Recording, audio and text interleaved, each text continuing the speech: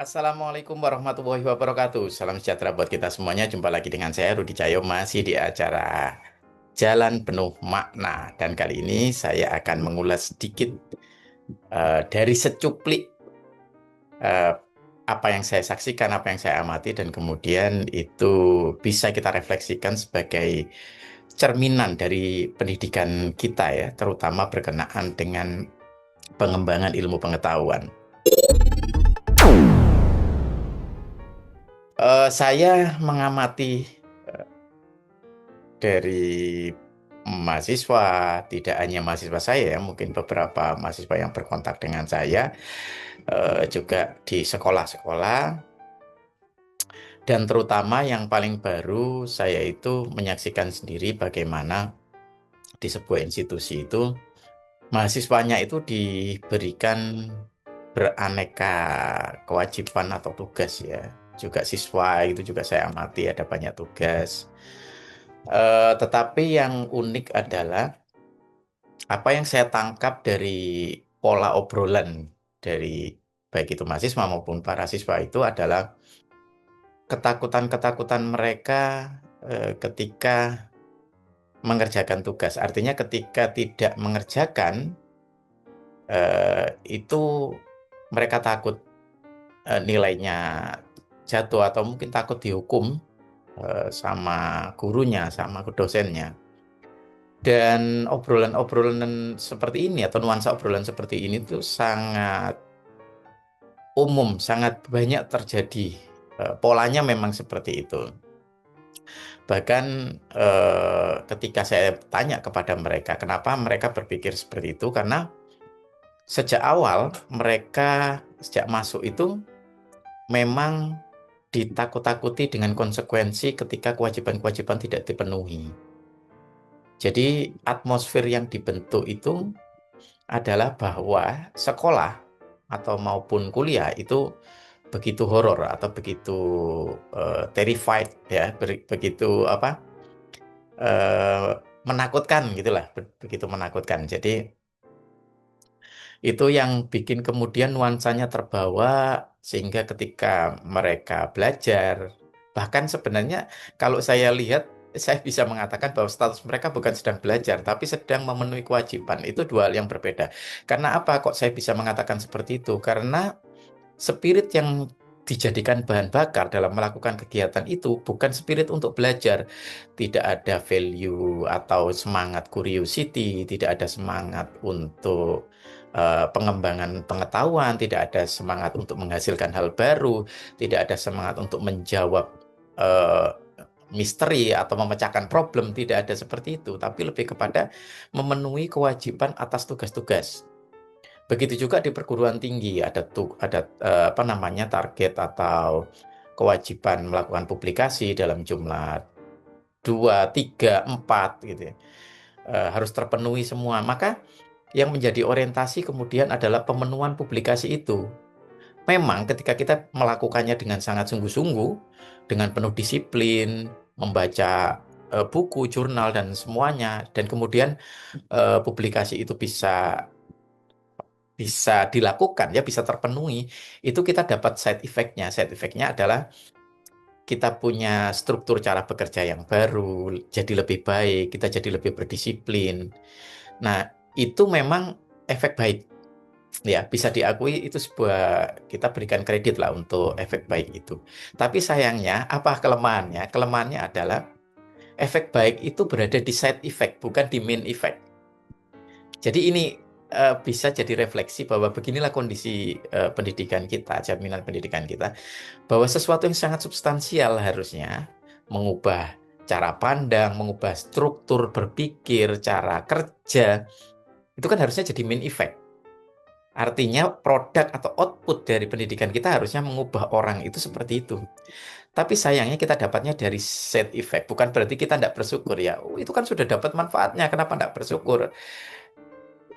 Dari manapun itu kalau selama itu bermanfaat, oke lah. Enggak, bukan begitu. Di pendidikan kita udah kebaliknya adalah target penerbitan tadi, misalnya kita kembali ke contoh tadi, publikasi dan seterusnya. Eh, 2 buah, 3 buah, 4 buah, Scopus, Q1 dan seterusnya. itu jadi tujuan utama, main effect-nya di sana. Jadi kita itu mengejar reward itu terlebih dahulu. Reward-nya adalah bahwa itu sebagai syarat kelulusan, itu sebagai syarat nilai baik, itu sebagai apa minimal sebagai reward lah ketika itu publish, kita itu jerih payah kita terobati. Nah itu tetap ada sisi bagusnya ya. Kita mengejar reward itu. Jadi eh, kalau di law of effect-nya itu kita berusaha melakukan sesuatu yang mendapatkan efek positif atau efek baik kepada kita. Atau itu menjadi sesuatu yang menyenangkan lah buat kita, berefek rewarding. Nah, tetapi kalau itu jadi tujuan utama, sedangkan pengembangan ilmu pengetahuan, peningkatan sains misalnya, atau mengobati curiosity atau memecahkan misteri, mencari solusi atas problem, itu semua akhirnya cuma jadi side effect di pendidikan kita. Dan itu tidak disadari. Nah, maka dari itu, ketika kesenangan-kesenangan mencari ilmu ini tidak menjadi main effect, yang justru menjadi main effect itu menjadi efek utama atau yang dikejar yang menjadi target itu adalah sesuatu yang sifatnya sangat instrumental ya, sifatnya sangat sangat mekanis kayak nilai, penerbitan, jurnal dan seterusnya. Itu betapa menguras energinya pendidikan kita, bukan sesuatu yang kita lakukan dengan sukacita.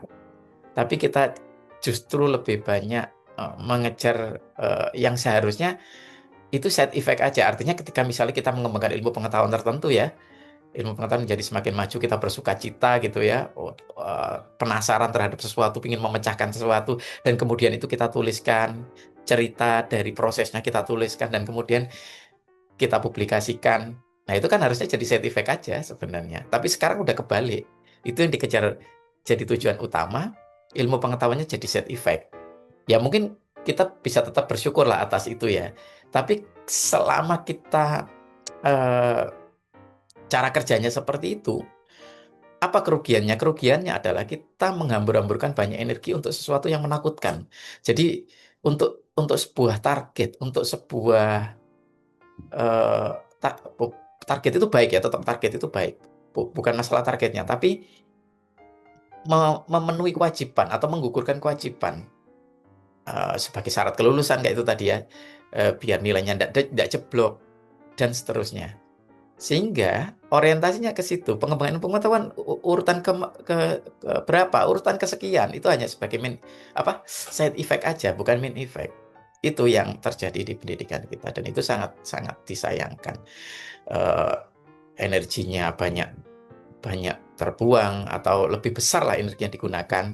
Terus habis itu tidak dengan sukacita tapi dengan berdarah-darah, dengan ketakutan dan seterusnya. Itu efeknya yang terjadi di pendidikan kita sehingga sekolah menjadi tidak menyenangkan, kuliah jadi tidak menyenangkan dan seterusnya. Itu efek-efek jangka panjangnya dan itu sayangnya dari satu mahasiswa ke mahasiswa yang lain itu jadi seperti ditransmisikan atau sesuatu yang diwariskan. Ketika itu diwariskan, maka beginilah kultur dari pendidikan kita ya. Atau bahkan kalau mau kita bilang itu menjadi mengkarakter atau karakter dari pendidikan kita. Itu sangat-sangat disayangkan. Maka dari itu mari kita eh, berbenah ya, mengevaluasi diri, belajar dari atau berefleksi dari sini tidak mungkin harus menunggu harus menunggu ada kebijakan dan seterusnya enggak kita mulai aja dari sekitar kita kalau teman-teman yang guru teman-teman yang dosen atau teman-teman yang mahasiswa bahkan itu mulailah dari mengubah kultur mengubah cara pandang mengubah kebiasaan bahwa ketika kita mempelajari sesuatu itu atas dasar rasa penasaran, rasa ingin tahu, mengembangkan ilmu pengetahuan, pokoknya sesuatu yang sifatnya sangat menggairahkan, bersukacita, dan merangsang entusiasme. Itu yang seharusnya terjadi di pendidikan kita. Tapi apa yang terjadi belum seperti itu. Mari kita mulailah dari diri kita sendiri, di sekitar kita, Kalau yang di rumah mungkin para orang tua juga mulai bahwa belajar itu bukan karena ujian, belajar itu bukan karena disuruh-suruh, harus menunggu disuruh, tapi kita awali dari stimulasi-stimulasi yang mungkin menggairahkan ya, memecahkan sesuatu, mencari informasi, kalaupun googling itu ada sesuatu kasus atau apa yang perlu dicari tahu, itu akan jauh lebih menggairahkan. Memang ini sebuah tantangan karena kita itu sudah terlalu menjelaga dengan kebiasaan-kebiasaan lama. Dan ketika saya ngomong seperti ini, itu pun juga jadi PR buat saya. Tapi ya, marilah dengan kesadaran ini kita mulai dari diri kita untuk melakukan perubahan sekecil apapun itu, tapi kita lakukan secara konsisten, ya, secara istiqomah. Demikian dari saya, semoga bermanfaat. Sampai ketemu lagi di jalan penuh makna yang akan datang. Assalamualaikum warahmatullahi wabarakatuh.